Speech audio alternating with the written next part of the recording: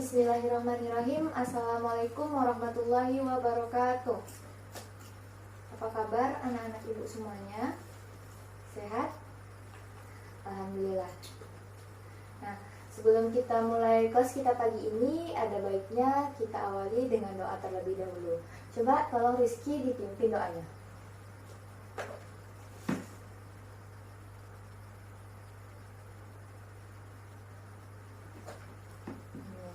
Nah, pertama ibu absen terlebih dahulu ya. Oke.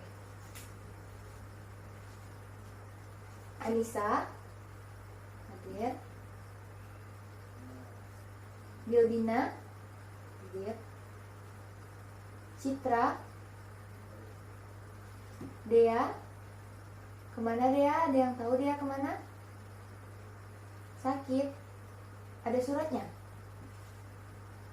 Nah, coba ibu ingatkan sekali lagi, kalau misalnya tidak hadir, berhalangan hadir, maupun itu sakit atau izin keluar kota, itu tolong dikirim surat supaya keterangannya jelas. Kalau misalnya tidak ada surat, itu dianggap alfa. Ingat ya perjanjian di awal. Ibu lanjutkan absennya. Oke, semuanya hadir kecuali Dea ya. Kita mulai saja ke pembelajaran kita hari ini. Nah, sebelum itu ibu mau bertanya dulu. Siapa yang kenal seorang tokoh yang bernama Pythagoras? Ada yang tahu? Benar. Pythagoras itu adalah tokoh penemu teorema Pythagoras. Nah, sebelumnya ada yang pernah tahu sedikit sejarah tentang kehidupan Pythagoras ini? Ibu cerita sedikit ya. Pythagoras ini dulunya tinggal di Samos. Namun karena di Samos itu ada konflik, Pythagoras kemudian pindah ke Kroton Italia. Di Kroton Italia, dia ketemu temannya bernama Thales. Nah, Thales ini kemudian mengajak Pythagoras untuk berburu dan menimba ilmu ke Mesir. Sampailah dia di Mesir. Kemudian ketemu seorang guru. Tapi apa? Guru itu ternyata tidak sanggup mengajarkan Pythagoras. Alasannya kenapa? Karena kecerdasan Pythagoras yang terlalu luar biasa. Bayangin, sampai sampai guru itu nggak sanggup untuk mengajarnya karena Pythagoras cerdasnya luar biasa. Akhirnya guru itu menyarankan Pythagoras untuk melakukan perjalanan lagi mencari guru lainnya. Kemudian dia pergi ke Tebe, terus ke Kalde, akhirnya ketemu gurunya. Nah, dari sini dapat kita ambil kesimpulan. Apa kesimpulannya? Untuk mendalami ilmu, untuk memperoleh ilmu, itu diperlukan kesungguhan dan kemauan yang kuat. Coba dibayangkan, Pythagoras ini kan bisa dibilang tadi kata gurunya udah cerdas luar biasa, tapi dia masih ada keinginan untuk melakukan perjalanan jauh hanya untuk menuntut ilmu. Itu artinya apa? Ada kesungguhan, ada kemauan dalam dirinya untuk terus menuntut ilmu. Ingat, menuntut ilmu itu bukan sekedar ini saya sudah punya, udah tahu tentang ini. Bukan. Ilmu itu harus dicari dari buayan sampai liang lahat. Jadi tetap terus belajar sampai akhir hayat gitu. Nah, walaupun dia sudah memang cerdas, sudah ada guru yang mengakui dia cerdas, dia tetap mencari guru lainnya untuk mengajarnya. Itu poin yang harus kita ambil dari Pythagoras. Nah, kemudian tentang teorema Pythagoras ini. Teorema Pythagoras ini tahu nggak? Sebelumnya teorema Pythagoras itu udah pernah ada yang pakai, cuman memang tidak ada namanya. Nah, Pythagoras inilah yang berhasil membuktikan teorema ini secara matematis. Karena itu teorema ini diakui dan diberi nama teorema Pythagoras. Nah, poin kedua yang kita ambil dari cerita hidupnya Pythagoras ini, yaitu rasa ingin tahu dan ketekunan yang tinggi. Kenapa? Untuk sukses, untuk menghasilkan, jadi kan dia tadi menuntut ilmu.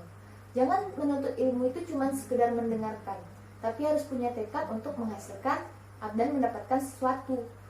Nah, gimana caranya?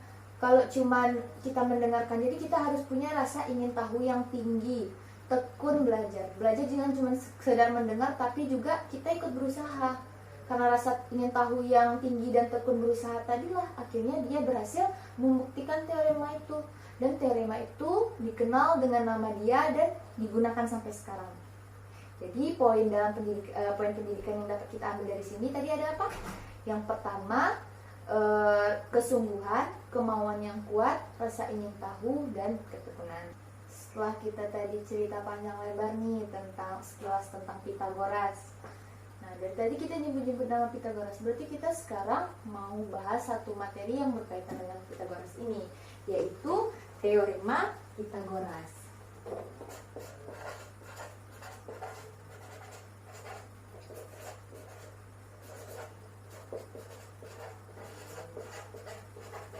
Oke, kita sekarang mau bahas teorema Pythagoras.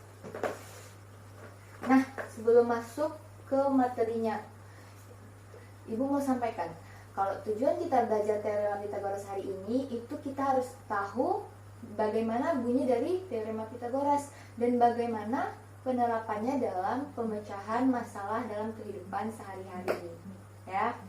Kenapa teorema Pythagoras ini juga penting dipelajari? Karena banyak terjadi di sekitar kehidupan kita. Contohnya aja, misalnya nih, ada bangunan, kita nggak tahu tingginya berapa, tapi kita punya tangga itu kita tahu panjang tangga itu berapa. Kita letakkan tangga itu sampai ujung tangganya ketemu sama ujung atas bangunannya. Jadi kan ibaratnya seperti ini. Nih, ini ujung bangunannya, ini tangganya. Kita tahu panjang tangganya. Terus kita tahu jarak dari ujung bawah tangga ke ujung bawah bangunan. Nah, ini ibaratnya bangunannya. Kita tahu jarak dari ujung bawah bangunan ke ujung tangga, kita tahu juga panjang tangganya. Jadi kita mengukur tangganya bagaimana? Itu dia, kita gunakan teorema Pythagoras. Nggak cuma ini, masih banyak lagi. Misalnya yang ada anak main layang-layang, itu panjang benang untuk menerbangkan layang-layangnya kita tahu berapa. Terus jarak dari tepat tanah di bawah layang-layang itu ke jarak orang yang memainkan layang kita tahu juga. Jadi kita tahu bisa menghitung jarak tinggi atau tinggi layang-layang itu dari dasar tanah ke atas layang-layangnya. Masih banyak lagi, nggak cuma ini. Jadi jelas bahwa penting juga belajar teorema Pythagoras karena memang di kehidupan itu banyak digunakan. Nah, untuk penilaian pembelajaran hari ini, nanti Ibu akan kasih tugas setelah kita sampaikan materi, kita belajar bersama nih. Ibu akan kasih tugas dikerjakan diskusi berdua dengan teman sebangku. Nanti siapa yang bisa menerangkan ke depan apa hasil diskusinya akan diberi nilai. Nah, untuk yang lain juga tetap akan dapat nilai. Nanti dikerjakan di kertas, itu bakal dikumpulkan. Jadi semua hari ini tetap akan dapat nilai, oke? Nah, sebelum masuk ke materi, kita ice breaking dulu. Karena jadi kita udah cerita tadi panjang lebar nih kan, kita mau masuk ke materi intinya. Jadi kita ice breaking dulu. Nah, ice breakingnya kali ini itu nama gamesnya Follow Me. Nah, Follow Me ini yaitu ikuti yang saya dengar. Maksudnya ikuti apa yang saya katakan, jangan ikuti apa yang kalian lihat, oke? Jadi hanya ikutin apa yang kalian dengar dari saya, tapi jangan diikuti apa yang kalian lihat pada saya, oke? Nah, gini. Misalnya ibu suruh pegang mata. Nah, kalian pegangnya mata, bukan kuping, oke? Seperti itu. Nah, pertama, ini tujuannya untuk melatih konsentrasi. Kita lihat siapa yang masih konsentrasi sampai sekarang nih sebelum masuk ke materi inti. Sekarang coba pegang kening. Terus pegang kaki. Kemudian pegang hidung. Oke. Nah, berarti semua masih konsentrasi. Jadi kita bisa lanjutkan materi inti, oke?